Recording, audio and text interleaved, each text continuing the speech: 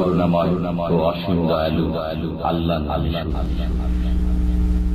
আল্লাহ রাব্বুল যেন আমাদেরকে দুনিয়ায় ইজ্জত দান করেন, আখিরাতে ইজ্জত দান করেন। রব্বানা আতিনা ফিদ দুনিয়া হাসানা ওয়া ফিল আখিরাতি হাসানা ওয়া কিনা আযাবান নার। এই দোয়া কোরআনী দোয়া। কোরআনে কারিমে আল্লাহ দোয়া শিখেছেন, দুনিয়ার কল্যাণ চাইতে বলেছেন। দুনিয়ার কল্যাণের একটি হচ্ছে ইজ্জত, সম্মান। মানুষ না খেয়ে থাকলেও ইজ্জতের জীবন চায়, সম্মানজনক জীবন চায়। পানাহারের চাইতে গুরুত্বপূর্ণ মানুষের কাছে ইজ্জতের জিন্দেগি, সম্মানজনক জীবন যাপন। ইজ্জত কেমন করে হাসিল হবে, কয়েকটি পয়েন্ট এই মর্মে বলি। এই আয়াতের সাথে আর একটি আয়াত লাগিয়ে দিই, সূরা মুনাফিকুনে আয়াত নম্বর 8 মহান আল্লাহ ইরশাদ করছেন, ওয়ালিল্লাহিল ইজ্জাতু ওয়ালি রাসূলিহি ওয়ালিল মুমিনিন ওয়ালাকিন্নাল মুনাফিকিনা লা ইয়াফকাহুন। ওয়ালিল্লাহিল ইজ্জাহ, ইজ্জত কার জন্য? মানে তার হাতে, আল্লাহ হচ্ছেন ইজ্জতের মালিক। ওয়ালিল্লাহিল ইজ্জাহ ওয়ালি রাসূলিহি, এবং রাসূলের জন্য ইজ্জত রয়েছে। অর্থাৎ আল্লাহ রাব্বুল আলামিন সবচেয়ে বেশি ইজ্জত মর্যাদা কাকে দিয়েছেন? শেষ নবী মুহাম্মদুর রাসূলুল্লাহ সাল্লাল্লাহু আলাইহি সাল্লামকে দিয়েছেন। ওয়ালি রাসূলি ওয়ালিল মুমিনিন, আর মুমিনদের জন্য ইজ্জত রয়েছে আল্লাহর পক্ষ থেকে। কার জন্য ইজ্জত রয়েছে? মুমিনরা হচ্ছে সম্মানিত ব্যক্তি, মুমিনরা হচ্ছে মুআজ্জাজ, ইজ্জতওয়ালা ব্যক্তি। ওয়ালিল মুমিনিন ওয়ালাকিন্নাল মুনাফিকিন, কিন্তু মুনাফিকরা এটা বুঝে না। মুনাফিকরা মনে করে, কেউ মনে করে যে পয়সা হইলে আমার সম্মান, কেউ মনে করে যে আমি বড় নেতা হইতে পারলে সম্মান, কেউ মনে করে যে আমাকে যদি সারা দুনিয়া লোক চেনে তাতে বেশি সম্মান, কেউ মনে করে যে আমার যদি লোকেরা সুনাম করে তাতে বেশি সম্মান, ইত্যাদি ইত্যাদি। এক এক লোক এক এক জিনিসে সম্মান খুঁজে বেড়ায়। বর্তমান যুগে বিশেষ করে অধিকাংশ মুসলিমদের মুখ থেকেও শোনা যায়, কাফের তো বলতেই পারে, কারণ কাফেরদের টার্গেটই তো দুনিয়া, আর আখেরাত তো নেই, বিশ্বাসী নেই। কিন্তু একজন মুসলিমের জবান থেকে শোনা যায়, পয়সা না থাকলে কোথায় মান সম্মান আছে? পয়সা থাকলে তোমাকে সবাই তোমার খোঁজ করবে, পয়সাতে ইজ্জত খোঁজে, পয়সাতে সম্মান খোঁজে। আমার কাছে পয়সা হলে সব হয়ে যাবে। ইতিহাস মানব জাতির এই ধরনের কথাগুলিকে ভুল প্রমাণ করেছে। কোরআনে কারীমের ইতিহাস সত্য ইতিহাস যদি দেখেন, আর চোখের সামনে যে সব ইতিহাস আপনাদের রয়েছে অথবা শুনেছেন আর জানা আছে যে সব সত্য ঘটনা, সেসব যদি একবার করে চিন্তা করেন তাহলে স্পষ্ট হয়ে যাবে যে পয়সার ইজ্জত নয়, ক্ষমতার ইজ্জত নয়, নেতৃত্বের ইজ্জত নয়। এগুলো হচ্ছে টেম্পোরারি জিনিস, যে ক্ষণিকের। শোহরাত, খ্যাতির ইজ্জত নয়। একটা লোক ভালো বলে খ্যাত হয়ে গেছে, বিখ্যাত হয়ে গেছে, খ্যাতি পেয়ে গেছে, মানুষ জানে লোক খুব ভালো, হঠাৎ করে এমন কেলেঙ্কারিতে ফেঁসে গেল যে মানুষের কাছে কি হয়ে গেল, একবারে মাটিতে মিশে গেল। হচ্ছে না? তাহলে এতেও ধোকা খাওয়ার কিছু নেই যে আমাকে খুব লোকেরা চেনে, আর আমি খুব মশহুর ব্যক্তি, আমি খুব ফেমাস ব্যক্তি, এসব কিছুই না। আসলে আমি অনেক পয়সাওয়ালা ব্যক্তি না। যারা এই দুনিয়ার যেগুলি ভোগের সামগ্রী বা উপায় উপকরণ, এগুলিতে ইজ্জত খুঁজে, ওদেরকে আল্লাহ মুনাফিকিন বলেছেন। কিন্তু আয়াতটা নিয়ে একটু চিন্তা করুন, ওয়ালিল্লাহিল ইজ্জাতু ওয়ালি রাসূলিহি ওয়ালিল মুমিনিন ওয়ালাকিন্নাল মুনাফিকিনা লা ইয়াফকাহুন। মুনাফিকরা বুঝে না, মনে করে যে নেতা হইতে পারলে ইজ্জত আছে, সবাই আমার কাছে আসবে, মনে করে যে পয়সা হইলে আমার কাছে সবাই আসবে, আমি কারো ধার ধারি না, ওকে আসতে হবে আমার কাছে, ওরা আমার ছাড়া চলতে পারবে না, ইত্যাদি ইত্যাদি। দু তিনটা উদাহরণ দিলে বুঝতে পারবেন। ফেরাউন কত বড় নেতা ছিল, চিন্তা করেন তো, কত বড় নেতা ছিল। ফেরাউন নাম কোরআনে কারীমে কতবার এসছে?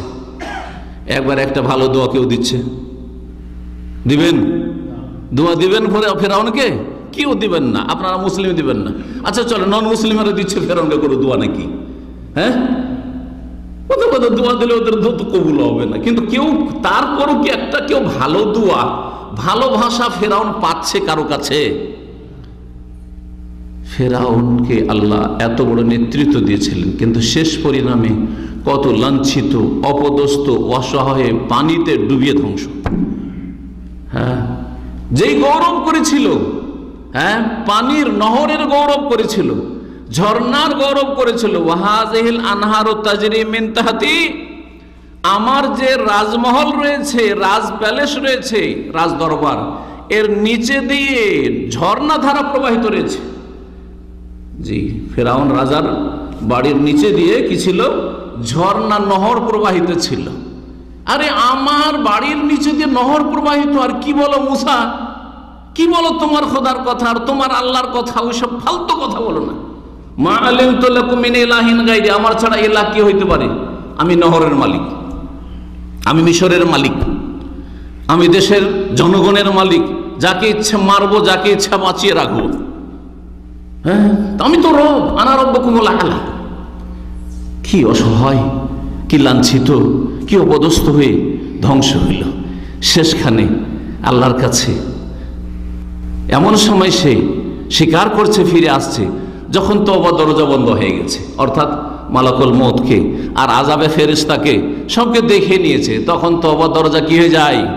বন্ধ হয়ে যায়। নবী করিম সাল্লাল্লাহু আলাইহি ওয়াসাল্লাম বলেছেন যে একজন মানুষের সামনে দুই সময়ে তওবার দরজা বন্ধ হয়ে যায়। একটা হচ্ছে যখন কিয়ামতের দিন হয়ে যাবে, ওই শুক্রবারের দিন সকালবেলা সূর্য পূর্ব দিক থেকে না উঠে পশ্চিম দিকে উঠে যাবে, তখন কি হয়ে যাবে? তওবার দরজা, সারা বিশ্বের অসংখ্য মানুষ সকলেই তওবা করবে। মুসলিম তওবা নবায়ন করবে, পাপীরাও তওবা করবে, সবাই তওবা করবে, কাফের যত আছে সব তওবা করবে, সবাই ফিরে আসবে। কারণ বুঝতে পেরেছে আর উপায় নেই, আর পৃথিবীতে আর সময় নেই, আজকে শেষ দিন। লা ইয়ানফা নাফসুন ঈমানুহা, সেই দিন লা ইয়ানফা নাফসান ঈমানুহা, সেই দিন কারো ঈমান কাজে আসবে না, সেই দিন ঈমান আর কবুল হবে না, তওবা কবুল হবে না। আর আরেকটা সময় হচ্ছে নবী করিম সাল্লাল্লাহু আলাইহি ওয়াসাল্লাম বলেছেন ইউকবালু তাওবাতুল আবদে মা লাম ইউগারগির, বান্দার তওবা কবুল হতেই থাকে যতক্ষণ পর্যন্ত মৃত্যুর পূর্ব মুহূর্তে, যে মুমূর্ষ অবস্থা, যেটা যখন গারগারা অর্থাৎ মওতের ফেরেশতা মালাকুল মওতকে, আযাবের ফেরেশতাদেরকে অসৎ লোকেরা দেখে নেয়, পাপীরা দেখে নেয়, আর সেই সময় তওবা করে যে আল্লাহ তুমি মাফ করে দাও, সব ভালো কাজ করব, অঙ্গীকার করছি, সময় দাও, তখন তওবা দরজা বন্ধ হয়ে যায়। তো ফেরাউন ওই সময় কালেমা পড়েছিল, কিন্তু তখন তওবা দরজা বন্ধ হয়ে গিয়েছিল। আপনারা কি এইরকমটা হওয়ার অপেক্ষা করছেন? যারা এখনো ইসলামের ধার ধারেন না, এখনো ইমানের ধার ধারেন না, এখনো পরকাল সম্পর্কে একেবারে উদাসীন গাফেল হয়ে রয়েছেন, এখনো নামাজের ধার ধারেন না, এখনো ফজরে শুয়ে থাকছেন, ওই সময় মওত চলে আসুক এটাই চান নাকি? এর অপেক্ষায় রয়েছেন? আল্লাহ যেন আমাদের সংশোধন করার তৌফিক দান করেন। ইজ্জত মুমিনদের জন্য রয়েছে, কিন্তু মুনাফিকরা বুঝে না, দুনিয়ার এদিক সেদিকে ইজ্জত তলাশ করে বেড়ায়। পয়সাতে ইজ্জত, এই কথাটি আজকাল খুব ব্যাপক হারে ছড়িয়েছে, কারণ এই পয়সার ফিতনার যুগ। পয়সা খুব মানুষের কাছে হয়েছে, পকেট গরম মানুষের, পয়সার অভাব নেই। জি, দুনিয়ার মধ্যে সবচেয়ে বড় ধনীর কথা কোরআনে কারীম আল্লাহ বর্ণনা করেছেন, তার নাম জানেন? হ্যাঁ, কারুন। কারুন, সেই কারুনের ধন সম্পদ কাজে এসেছে? হ্যাঁ, কত লাঞ্ছিত, কত অপদস্থ, আর মাটিতে ধসে গেল তো গেল, এখনো ফাহুয়া ইয়াতাজালজালু বিহি ইলা ইয়াউমিল কিয়ামah। নবী মুহাম্মদ রাসূলুল্লাহ সাল্লাল্লাহু আলাইহি ওয়াসাল্লাম বলেছেন কিয়ামত পর্যন্ত ও মাটিতে ধসতেই আছে, নামতেই আছে পাতালে। সুবহানাল্লাহ। কোরআনে কারীমের ভাষায় সূরা কাসালা বলছেন ফাখাসাফনা বিহি ওয়া বিদারিহিল আরদা, তাকে মাটিতে পুঁতে দিলাম, ধসিয়ে দিলাম, ওয়া বিদারিহি, তার বাড়ি ঘরকে ধসিয়ে দিলাম, জমিনে আরদা। ফামা কানা লাহু মিন ফিয়াতিন ইয়ানসুরুনাহু মিন দুনিল্লাহ, আল্লাহ ছাড়া কোন শক্তি তাকে রক্ষা করতে পারলো না। আল্লাহ বলছেন আল্লাহ ছাড়া কোন দল, কোন সেনাবাহিনী, কোন শক্তি তাকে উদ্ধার করতে পারলো না, বাঁচাতে পারলো না। আল্লাহ বলছেন ওমা কানা মিনাল মুনতাসিরিন, হয় কেউ তাকে রক্ষা করবে অথবা সেই প্রতিশোধ নেবে। আপনাকে কেউ যদি মারতে আসে, তাহলে দুইয়ের এক, হয় আপনাকে অন্যরা রক্ষা করবে, মারতে দেবে না, আর না হলে আপনি কি করবেন, প্রতিশোধ নিতে গিয়ে তাকে মেরে দিবেন, তাই না? এটা একটা হয়ে থাকে। আল্লাহ বলছেন ওমা কানা মিনাল মুনতাসিরিন, আর ওর ক্ষমতাও ছিল না যে আল্লাহর বিরুদ্ধে সে অ্যাকশন নিয়ে প্রতিশোধ নেবে, যে আমাকে ধ্বংস করতে এসছে আল্লাহ, হ্যাঁ, বা মালায়েকা ফেরেশতা আমাকে মাটিতে ধসাবে, আমি এর প্রতিশোধ নিয়ে নেব। ওমা কানা মিনাল মুনতাসিরিন, এই ক্ষমতাও তার ছিল না, এই ক্ষমতাও তার ছিল না। সম্মানিত ভাতৃমণ্ডলী, ইজ্জত মুমিনদের জন্য রয়েছে আল্লাহর পরে এবং রাসূলুল্লাহ সাল্লাল্লাহু আলাইহি ওয়াসাল্লামের পরে। ইজ্জত কার জন্য রয়েছে? মুমিন। মুমিন কারা? জন্মসূত্রে মুসলিম হইলে মুমিন?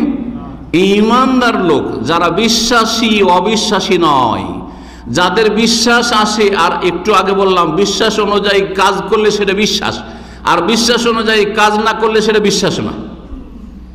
আমরা মেলা কথা শুনি, বিশ্বাস করি না, তখন হ্যাঁ আমরা তার উল্টো পাল্টা কাজ করি।